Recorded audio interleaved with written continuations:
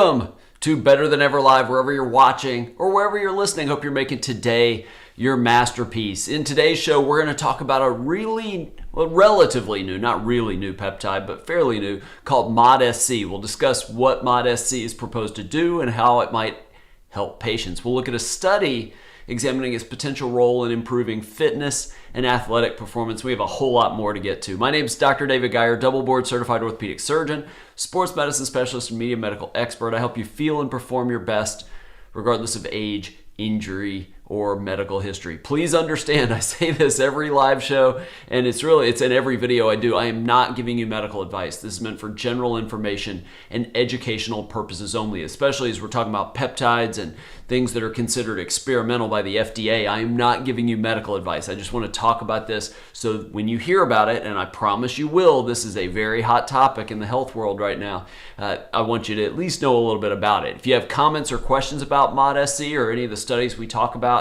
during this live show, leave those in the chat. I'd love for you to give your first name and where you're located along with your comment or question. I will be here tomorrow, so if you have an injury question, bring those tomorrow at noon Eastern for Ask Dr. Geier Live.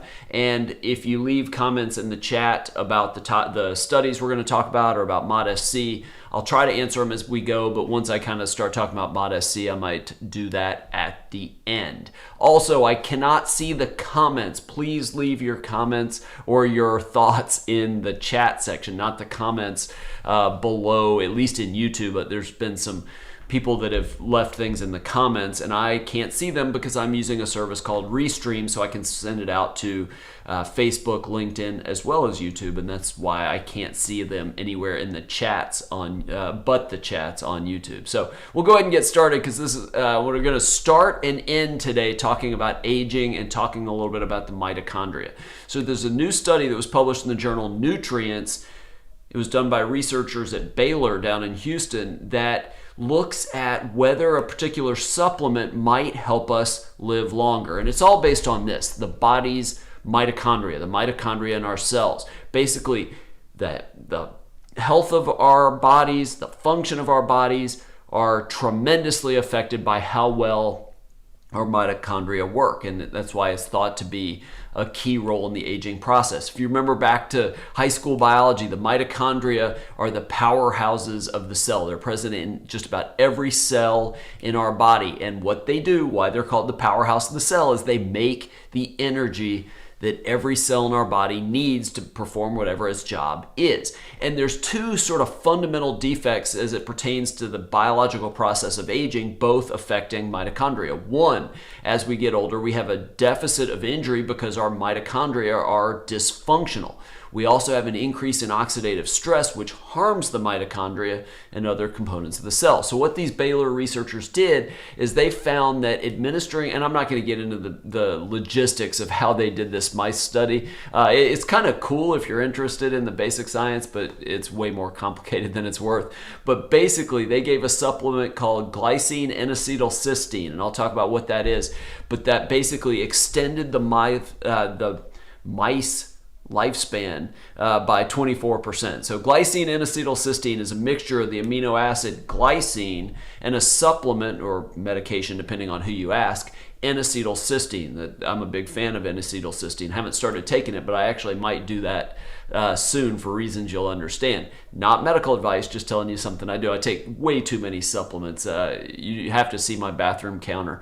But the combination of glycine and N-acetylcysteine are precursors for glutathione, one of the most important antioxidants that's in our body. The problem is, as we get older, the levels of glutathione decrease, and that's thought to be, by aging experts, one of the reasons that we have aging, and that the loss of glutathione is caused by that increased oxidative stress, decreased mitochondrial function, inflammation that I talk about all the time, leading to problems with muscle strength and loss of muscle strength, metabolic deficits, basically holding on to fat, inability to burn fat, not being able to get rid of mitochondrial debris, gene damage, and then obviously, or most worrisomely, cognitive decline, all of which are considered the established hallmarks of aging. So in theory, glycine N-acetylcysteine could correct this decline of glutathione that occurs with aging. Now, one of the researchers was asked, if you did this in humans, would it have the same effect? And of course, he said, that's the big question. That's what we're going to need to see. But what they've seen in mice, the glycine N-acetylcysteine improves strength and improves cognition. There really are no medications on the market, at least that I'm aware of, that reliably do that. Basically attacking some of the really critical problems that occur with aging. When we get older, we lose strength, we lose exercise capacity, we lose gait speed that we talked about 2 days ago. We start walking slower. Glycine N-acetylcysteine in this study of mice did that. Now, of course, the Baylor researchers have patented glycine N-acetylcysteine, and they've licensed it to, I didn't even know this was a thing. They licensed it to Nestle Health Science. I assume that's Nestle, the chocolate company. But maybe they have a health division. So maybe we'll see glycine N-acetylcysteine on pharmacy shelves or grocery store shelves sometime in the near future. I'm a big fan of N-acetylcysteine. That alone is thought to be a precursor of glutathione. There are companies that sell glutathione supplements outright. I'm almost certain the Bulletproof company does, but I think there's others. I think there's some debate about how well absorbed the glutathione is if you just take it as that. So N-acetylcysteine, in addition to being a glutathione precursor, has some benefits, heart and some other things that can make it at least worth looking into. All right, we talked about cognitive decline. We're going to talk about dementia quickly. And this is a hot topic with the Bruce Willis thing, even though we don't know that dementia or Alzheimer's is what's going on with his aphasia, but I've seen some reports speculating that. But almost 6 million Americans have Alzheimer's disease and other forms of dementia. And it's always been looked at, how can we reduce our risk of that? Well, researchers at George Washington School of Medicine found that adding exercise to your daily lifestyle might reduce your risk of developing Alzheimer's and other dementias. They studied almost 650,000 military vets between the ages of 30, 95, followed them for 8 years, broke them up into 5 groups. And I talked about this a little bit on TV this week, but I'll get into a little more detail. Basically, they broke them up into all the activities they did. They scored them on what's called metabolic equivalence of task, METs.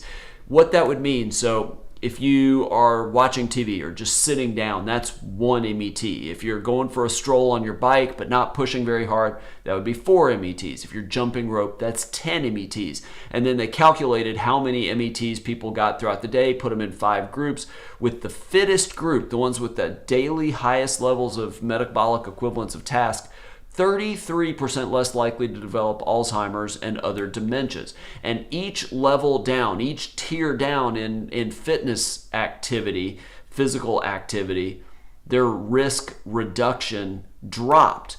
Now, you can't say, all right, it was the poor fitness, the low physical activity that caused the dementia, but it's such a good correlation. I mean, it follows, the risk drops pretty well equally to how much physical activity dropped. It's really convincing. I assume a lot of people watching this know people with dementia or Alzheimer's, things like that. It's really, really sad. And if that doesn't motivate you to try to get some physical activity, and again, it doesn't even have to be exercise. There's plenty of studies that show that housework and gardening and like going on walks with your friends, with your family, whatever it is, counts as physical activity. I've even seen studies showing that carrying grocery bags and shopping bags can do it. So if you want to lower your risk of neurodegenerative diseases, exercise seems to be a good way to do that. And then last, I'm about to be really, really unpopular with this one. About 2 weeks ago, the Senate passed legislation. Still has to go to the House and President Biden, but if it's passed by those two bodies and the bills coincide, it's going to make daylight savings time permanent. Now, what happened is not just senators on both sides of the aisle, but there were a lot of business leaders and academic people that said, hey, we need to switch to daylight savings time permanently because it's going to help most of the people in the United States. It was largely economic interest, let's be perfectly fair. The retail industry, the leisure industry lobbied hard for this, and the argument is the more light you have at night, that gives people more time to spend money, whether it's playing golf in the early evening, whether it's going shopping. But the longer it stays light, the more money they're going to spend. Now, some people say it's safer, that if you have lighter evenings or light later into the evenings, that might be fewer robberies, maybe safer roads for pedestrians, maybe even fewer fatal car crashes. Now, let me present the counter argument to that. This is why it's not going to be popular. And I'm a big fan of eliminating the time changes. That's not where I'm going, but I'm going to offer another solution that you're going to hate me even worse. There's a big group of scientists, including the entire American Academy of Sleep Medicine, that says, no, we need to make standard time the permanent time with brighter mornings rather than brighter nights. And the argument is it more aligns with the natural progression of the sun and therefore your natural body, your natural circadian rhythms, your body clock. They argue if we switch to a permanent daylight savings time, it's going to get everybody's circadian rhythms all out of whack because our bodies make melatonin when it's dark. If it's not dark until 8:30 at night, potentially you're not going to sleep till much later. Bright mornings help people wake up and stay alert. Dark nights, again, allow for the production of melatonin, which triggers sleep. If it's too light at night, it's hard to fall asleep. If it's too dark in the morning, it's hard to wake up. Both can lead to sleep deprivation. There was a study in 2019 that showed, and what they did was kind of interesting. They looked at a single time zone, but people at the very eastern part of the time zone and the very western part of the time zone, wanting to see how light affects people at the ends of a time zone. And what they found is an extra hour of natural light in the evening, what would happen with daylight savings time, leads to an average of 19 fewer minutes of sleep. So my argument would be I am all for not changing the clocks. I have always said I don't understand in this day of electricity why we do it. I get the economic interest. I'm talking from a health standpoint and just a feasibility. It's just an inconvenience. But if we're going to do one, my personal preference would be to do something that aligns with our circadian rhythms. But that's easy for me to say. I am a morning person. I have run this by other people, and I am the only one that feels this way. Everybody, not health people though, not people in medicine, but the people I talk to, all of them want to have the extra light at night. And you may be watching that too. I'm just telling you, if we lose on average roughly 20 minutes of sleep, every person, there are going to be health consequences to that. I can promise you that. We wouldn't know that right away, but that is something. Noof says, I don't know if this all fits on the screen. It's 12:11 a.m. in Qatar or Qatar. I never know which one of those it is. In med school, so night study assignments, my lives keep him fresh. I love to hear that. Hopefully, let me know in the chat. I'm about to start talking about MOTs-C, but I'm curious if other countries change their time. I know a lot of Europe does, but I don't know in the Middle Eastern countries. I don't know in Asia. I honestly don't know if they change their time or they stick with one time year round. All right, so let's go back to talk about the mitochondria and this peptide called MOTs-C. I'm laughing at his comment.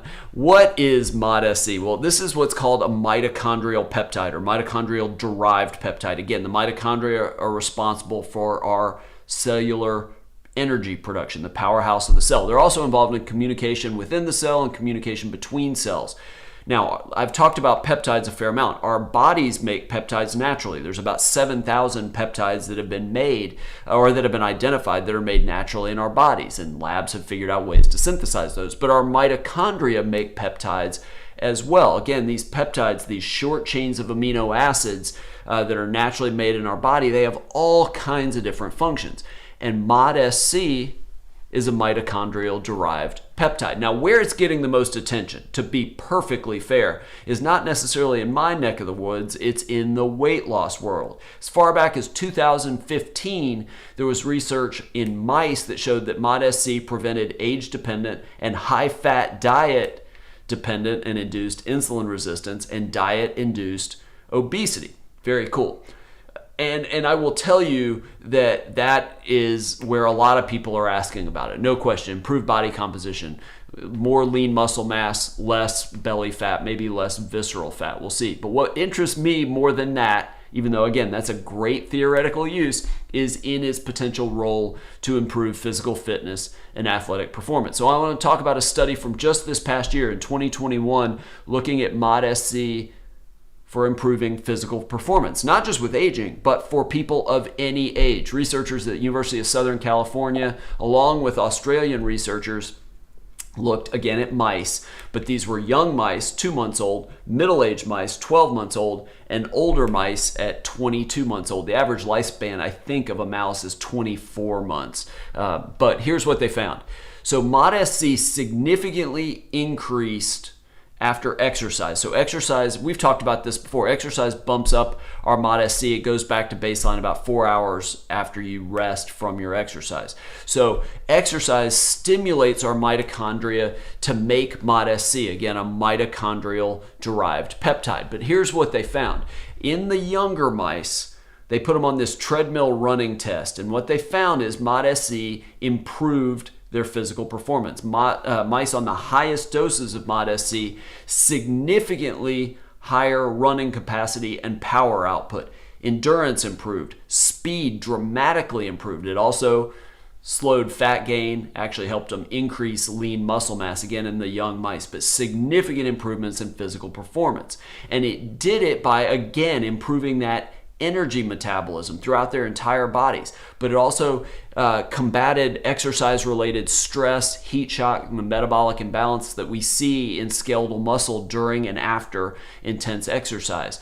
Plus, the longer you did MOTs-C, the better, in these mice, the better their performance enhancements were. Now, then they did MOTs-C in older mice. And again, we just talked about at the beginning of this show, aging is associated with just a decline, slow deterioration in the function of your mitochondria. And MOTs-C might be able to fix this. Aging is associated with reduced MOTs-C in certain tissues, especially skeletal muscle, but also in the circulation. So they did middle-aged and older mice given daily MOTs-C for 2 weeks and put them on a treadmill running test.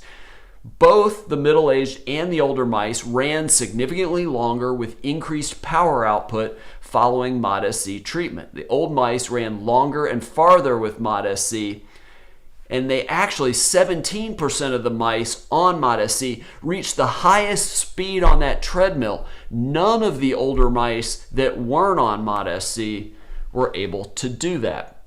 So it seems to have, again, endurance, speed, power.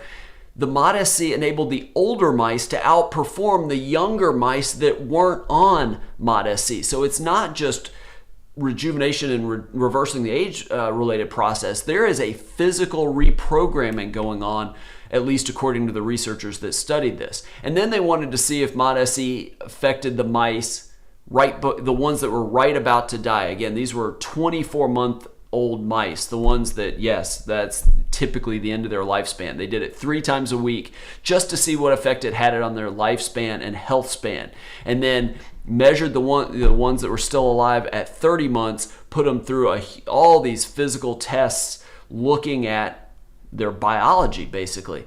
They had improved grip strength, improved gait, improved stride length, improved physical performance, all assessed again by a walking test because they couldn't run at this point. And again, we talked about earlier, as we get older, our stride length gets shorter, our walking capacity decreases, which are strongly linked to mortality. So what they found out, MOTs-C improves the physical capacity in old mice, it improves overall physical performance, and compresses morbidity and lifespan. The mitochondria are significantly involved in the aging process, and MOTs-C might be something that we can use to promote longevity, might be something that we can use to improve our health span, feeling better and being more vigorous as we get older. But there may be a role even in younger people, athletes and active people, at improving speed, at improving endurance, at improving power. Now, I have checked, because I'm always curious with peptides, which ones are, and they pretty much all are, banned by the World Anti-Doping Agency. I have not seen MOTs-C on the WADA banned list yet. It would be interesting because it's not a growth hormone, it's not a steroid hormone, those types of things. But I'm not aware of any effects on insulin growth factor 1, insulin-like growth factor 1, or anything like that typically is what gets something banned by WADA. But this would be interesting. But it hasn't been studied in humans. We need studies on humans for this. There are places that prescribe this to patients, and we'll see how it does. It is not FDA approved, like the BPC 157 I talked about, and the thymosin beta 4 that we talked about recently. There's others, CJC 1295. There's all kinds of peptides out there for all different kinds of purposes. A couple of them you can take orally. Most of them are given as injections that you give yourself, but they are still considered experimental, not FDA approved. There are people that believe the FDA is intentionally not approving these because they're protecting the big pharmaceutical companies who want to bring these to market as drugs that they sell you at Walgreens or CVS or somewhere like that. I don't know. I hope that the FDA is doing it more from a safety standpoint, making sure the labs are properly sterilized and getting all the contaminants and endotoxins out and things like that. Speaking of that, that's why you do not want to go online and buy MOTs-C. There are websites that sell this online. I have seen studies where they try to track down these businesses, these labs, and they're just basically PO boxes. But these online, I don't know that this is just MOTs-C, but peptides generally, people have looked into these, and sometimes they still have endotoxins in them and contaminants, and may not even have much of the peptide in it. And doctors have reported liver damage on people that take peptides that they buy online. You just don't know what you're getting. Talk to your doctor. I'm not telling you should take MOTs-C. I'm not giving you medical advice at all. I'm just trying to put the information out there. But if you're interested in MOTs-C, talk to your doctor about it. See if he or she even knows what it is. This is typically in the integrative and functional medicine world. But talk to them, and then usually you get it from the doctor who gets it from an approved compounding pharmacy. But please don't get those online. That can be really dangerous. All right, let me stop and let you ask some questions here. Do they use MOTs-C to relieve stress? I am not aware of it. I've really heard of it as weight loss, improved lean muscle mass, less belly fat, visceral fat, just overall fat. Might have a role in increasing your just general metabolism, but then also athletic performance. I don't know anything about stress, but I will try to look that up. Yes, it is absolutely used for weight loss, and I think that's where it's getting all kinds of attention. Along the same lines as semaglutide, another peptide for weight loss. And then he tells me in Qatar they stick with the Arabian Standard Time, which is 3 hours past GMT, which I think is England, right? But he says standard time. I don't know there though what that, like how late it gets dark and that kind of thing. I just think it's interesting. All right, if you have any other comments, leave those for me. Really love talking aging, fitness, health span, lifespan. I think all this is great. So I hope you enjoyed it. If you like videos like this or have friends that like videos like this, information like this, definitely subscribe to my channel, whether it's YouTube. YouTube would be my preference because I'm on YouTube more often, but LinkedIn or Facebook as well. Click the bell to be notified when I'm on live, especially if I do spontaneous live streams, which I occasionally do. And also, if you have an orthopedic injury, I am still an orthopedic surgeon, double board certified in orthopedic surgery and orthopedic sports medicine, pursuing a third board certification in anti-aging and regenerative medicine, hence my interest in all these types of things. I'm happy to see you. I see patients in Charleston, South Carolina and Charlotte, North Carolina. I'd love for you to come see me if you want somebody that wants to talk about or that will give you ideas other than just surgery, cortisone shots, and maybe physical therapy, which seems to be what most orthopedic surgeons, that's pretty much all that they push anymore. And I say that as somebody that was a traditional orthopedic surgeon for 15 years. So I get it. You're welcome to come see me in Charleston. There's a link to my website below. Go to the contact page. You'll find it in the upper right corner of the page, the Work With Me tab. Fill out this form to request an appointment to see me, or there's other ways we could work together as well, sort of health coaching type things where I'm not officially your doctor, you're not my patient, but we talk about different options, and then you can go talk to your doctor wherever you are. So I just did one of those on Tuesday. It was a lot of fun with somebody outside of the United States. It was really, really fun. But that's all I've got for you. You're so welcome. I've never heard of MOTs-C before. It's funny how people with MOTs-C, either the majority have not heard of it yet. And if it ever comes out as a drug, it will not be called MOTs-C. They'll name it something they can charge a lot of money for, the pharmaceutical companies. But then there are people that are sort of the biohackers, and I've got a handful of patients that are, I will do whatever it takes to live longer and feel better and be able to perform in every aspect of my life well. They seem to have all heard of this. So I suspect where I think it's next are the marathoners, the triathletes, the CrossFit competitors maybe. I don't know. I'd be curious if the pro athletes use this and know about this. I really don't know. I think they're more into the growth hormone releasing peptides and things like that, but we'll see. Anyway, that's all I got for you. Tomorrow, 12 p.m. Eastern Time, I will be here for Ask Dr. Geier Live, so bring your orthopedic questions or your health and wellness questions. I stay as long as people have questions. Also, if you can't be here live Tuesday, Thursday, 5 p.m. Eastern Time, make sure to subscribe to this podcast, Better Than Ever Live, wherever you get your podcasts, Apple, Stitcher, Spotify, Google. There's like 20 of them, 30 of them I think that I'm on, most of which I've never heard of. But the big ones I'm on, the little ones, wherever you get your podcast, you can listen to it any time of the day. But if you want to leave comments and participate, definitely join us live. Thank you so much for watching. I will see you tomorrow at noon, and next week I will see you on Tuesday.